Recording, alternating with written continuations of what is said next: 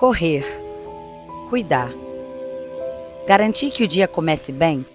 Para o mundo, parece uma vida normal. Mas para quem vive isso diariamente, o que acontece quando a rotina se torna a única coisa que você tem?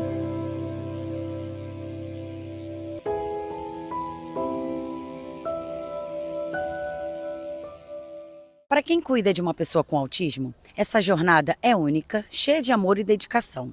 Porém, também é feita de silêncios, desafios invisíveis e uma solidão que poucos reconhecem. A sociedade enxerga o diagnóstico, os medicamentos e o tratamento. Mas quem está ali para garantir que tudo isso funcione? Quem cuida de quem cuida? A realidade de pais atípicos ela é muito diferente dos pais típicos, uma vez que ser pai e mãe já tem os seus desafios. Agora, quando a criança ela tem uma neurodivergência e ela tem uma hipersensibilidade sensorial, uma desregulação emocional, um estímulo ou superestímulo, seja visual, auditivo, sensorial, isso dificulta ainda mais para o pai conseguir lidar com toda essa realidade. E aí vem uma sobrecarga tamanha. A preocupação do que a criança vai comer, porque ela tem seletividade alimentar. Ela já precisa pensar como trazer uma refeição para o filho ou para a filha de forma que ele consiga ser nutrido. Isso pode parecer até uma brincadeira, uma bobeira, mas na realidade, só pai atípico que entende. Essa sobrecarga, ela vai muito além das atividades que ele precisa se debruçar para fazer com o filho. Aquilo que ele passa à noite quando a criança não consegue dormir, ele também perde a noite de sono. A autoestima vai lá para o chão. Fora a autoeficiência, a autoeficácia, os sonhos. Além de tudo isso, o pai atípico ainda enfrenta uma outra sobrecarga que poucas pessoas falam. O luto. O luto do sonho que não será realizado. O luto daquela expectativa de ver o filho se formar na escola, do filho começar a trabalhar, do filho falar. É aquela luta intensa de tentar ver algo melhorar, mas às vezes a tristeza, angústia e desesperança tomam conta desses pais. Trabalhar com eles, fazendo com que eles possam ver luz no fim do túnel, uma expectativa de que as coisas podem mudar com trabalho, com tratamento, pode mudar para a vida do filho ou da filha, mas ele não pode deixar de ser cuidado. A gente vê muitas campanhas de que é importante cuidar de quem cuida, mas na prática, às vezes não sobra tempo para ele se cuidar, para ter um momento de reflexão, uma hora de descanso ou simplesmente uma noite de sono. Muitos parceiros abandonam a mãe com a criança atípica, sobrecarregando ainda mais a vida dessa mulher. Às vezes acontece ao contrário, mas quem sempre carrega um peso de responsabilidade maior, geralmente é a mãe. E aí como ela fica? A sensação de um dia ter uma família, às vezes fica um pó. Não se constrói mais. O sonho de estar junto com as outras mães conversando sobre as conquistas dos filhos, talvez será limitado a uma outra mãe atípica falando das pequenas conquistas. E para onde vai a autoestima dessa pessoa? Será que ela consegue acordar de manhã e ter a expectativa do dia? É por isso que é tão importante um trabalho de terapia para essas mulheres. E quando eu digo terapia, não é apenas a psicoterapia, mas outras atividades que permitam essa mulher ou esse homem, mãe ou pai, ter contato com natureza para ter a produção, a elaboração de vários neurotransmissores, hormônios do prazer. Quando essa mulher consegue fazer atividade física, contribui para a melhora da saúde mental dela. Mas, infelizmente, a falta de apoio e cuidado e de uma rede de apoio às vezes até familiar, impedem dela tentar respirar. Por isso, essa sobrecarga, ela existe, e para que a mãe ou o pai consigam carregar, é muito importante pessoas levando junto essa carga. Até porque a criança é atípica. A mãe e o pai são pessoas que têm sonhos, têm uma vida, e precisa conseguir viver e ser pai atípico ao mesmo tempo.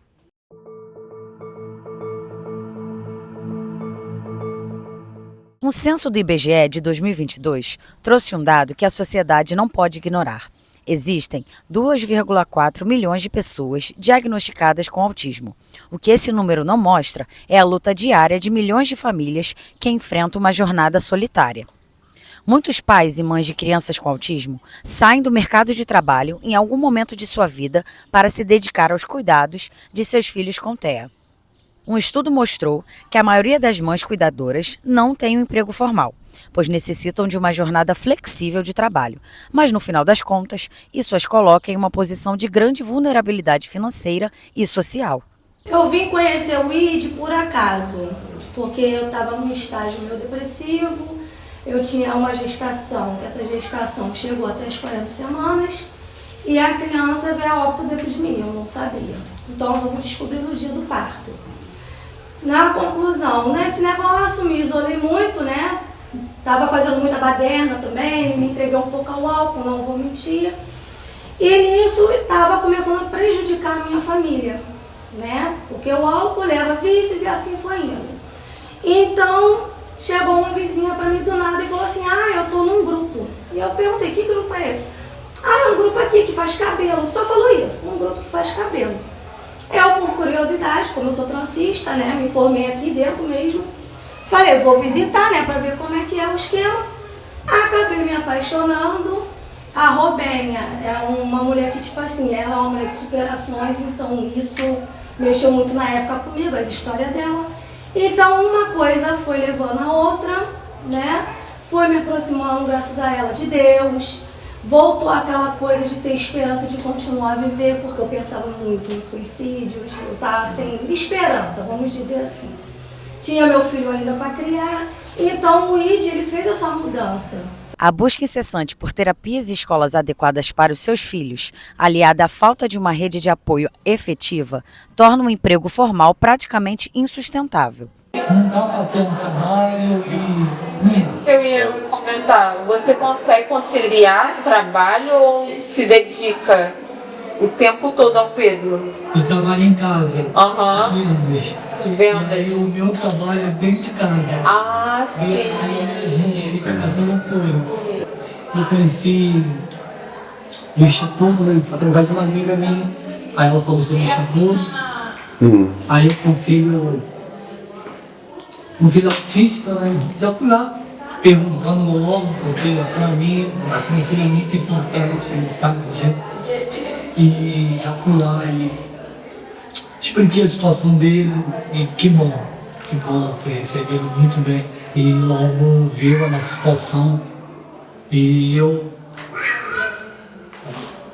fui bem sincero, falei, eu não tenho condições de pagar psicólogo, meu filho é muito inteligente, meu filho ele pede um psicólogo. Ele, pai, eu tô precisando de psicólogo. É verdade. E aí, nós conseguimos.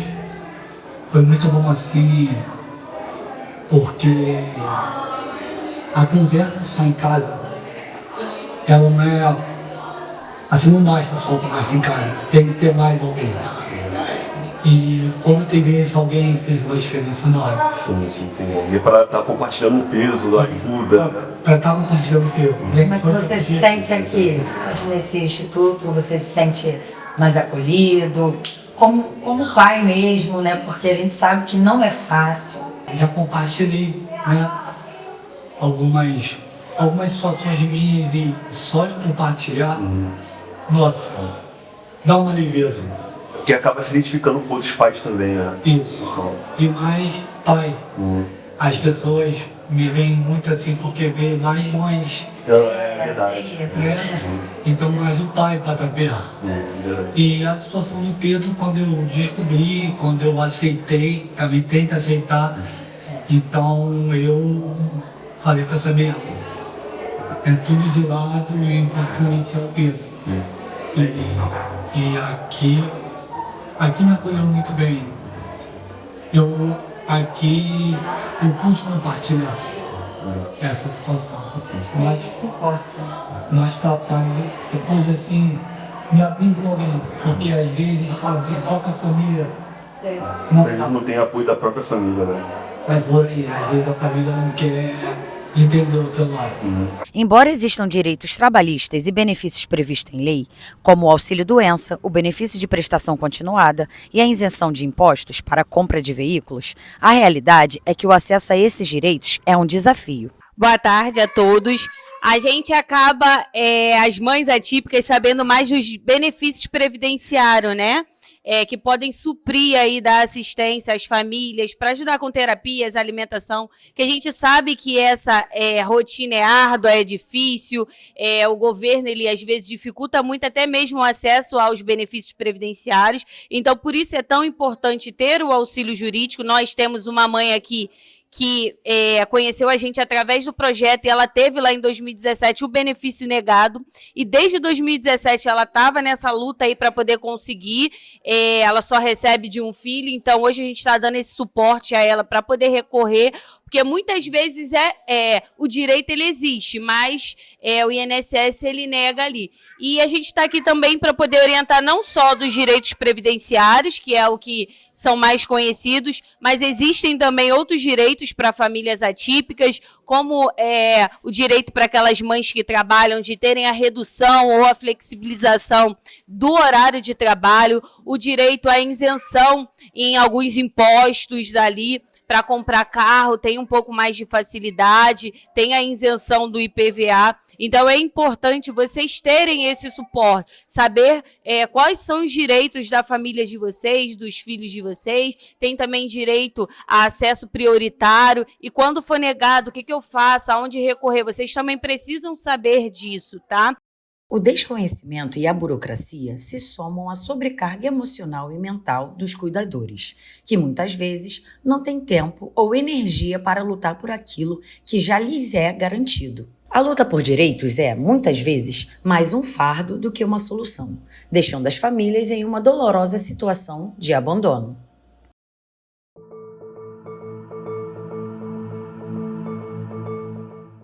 Costumamos ver pais e mães atípicas como verdadeiros heróis. E em muitos aspectos eles realmente são.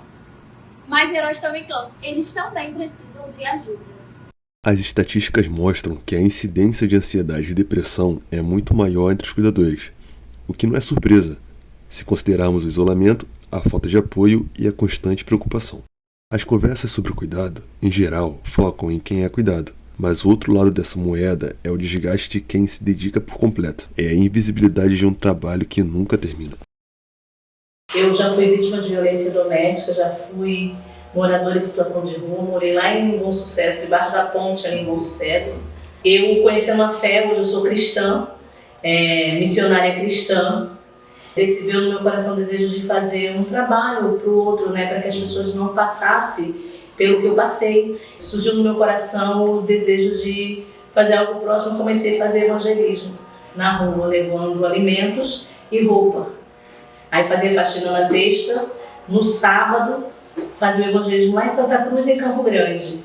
Aí fazia sopão, pegava legumes no Super Compra, que ele é nosso parceiro até hoje, e fazia sopão. Só que no meu coração Deus sempre gritava: você vai ter um instituto. Um ano depois a gente conseguiu, com uma amiga minha, registrar o instituto. Foi onde a gente teve a nossa primeira sede. Eu tinha muito medo das pessoas, que eu já tinha Instagram, fazia o trabalho, só que eu pensava assim: se as pessoas vierem aqui na minha casa, por ser simples, vai pensar que eu estou pedindo para mim. E na verdade não, eu estava pedindo para ajudar o outro. Quando o peso é compartilhado, ele fica mais leve. O simples ato de se sentar em uma roda e ouvir a história de alguém que vive o mesmo desafio pode ser um dos maiores alívios. E já tem 5 anos atuando no Conjunto Campinho, Em bairros vizinhos, a gente tem curso profissionalizantes aqui, curso de cuidador de idoso, auxiliar de creche. Já capacitamos mais de 2.000 mulheres com os nossos cursos. Algumas delas já estão no mercado de trabalho, né?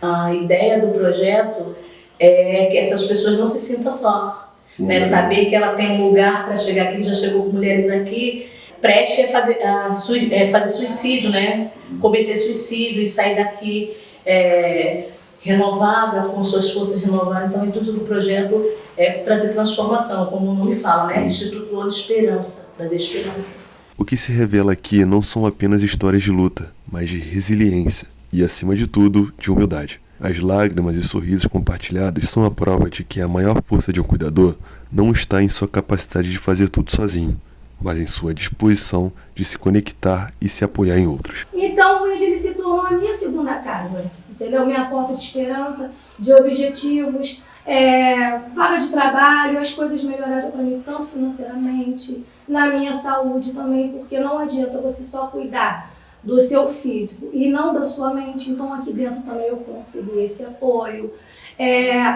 Eu vi uma família. Aqui no ID a gente tem uma família. Acolhimento, né? Se faltou um arroz na tua casa, vamos no ID. Se você está doente, vamos procurar o ID. Se você precisa de Jesus, vamos procurar o ID. Porque aqui dentro tem um pouquinho de cada coisa. Funciona um pouquinho de cada coisa, entendeu?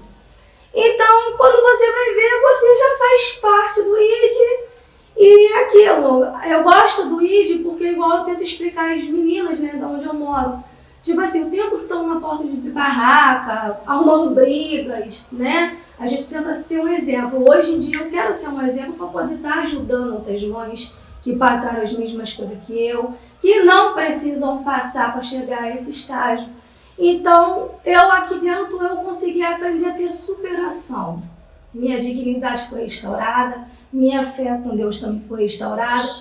O meu amor ao próximo também, que eu tinha perdido um pouco a fé no ser humano, está intacta, graças a Deus.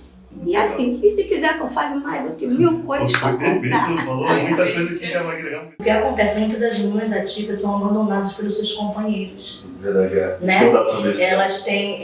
Muitas mulheres chegam aqui abandonadas pelo esposo, o emocional abalado, porque imagina uma criança gritar a noite toda, quebrar tudo dentro de casa, e as pessoas dizem assim, é birra. Sim, não tem a conscientização. Né? Porque hoje a nossa saúde está adoecida. Então a mulher, a gente tem um espaço, né, até uma forma de desabafo, as pessoas nos procuram atrás de psicólogos, né? Por quê? Porque não tem atendimento no SUS para essas mulheres, porque não tem rodas de conversa, mas não tem aquela, o neuro. A mulher passa 10 anos para pegar um laudo de uma criança. A equipe multidisciplinar não existe. Não funciona. Os profissionais que existem no SUS são os dos melhores, só que a estrutura financeira não chega para funcionar de verdade. Então, assim, nosso espaço era 5 metros, mais ou menos, da clínica da família, e as pessoas vão ser assistidas lá, no projeto. Entende? O atendimento psicológico é oferecido por nós. Então, assim, a gente pede fazer até um apelo para aqueles profissionais que queiram juntar-se a nós, psicólogos, neuros, que queiram, assistentes sociais, a gente já tem aqui, que é o da Unsuan. Se quiserem vir nos ajudar, a gente tem muita necessidade de voluntários, né? A gente precisa, muita carência, porque são mais de 150 famílias, são 150 famílias cadastradas, mas todos os dias pessoas batem na nossa porta buscando ajuda e a gente não tem como atender esse povo todo.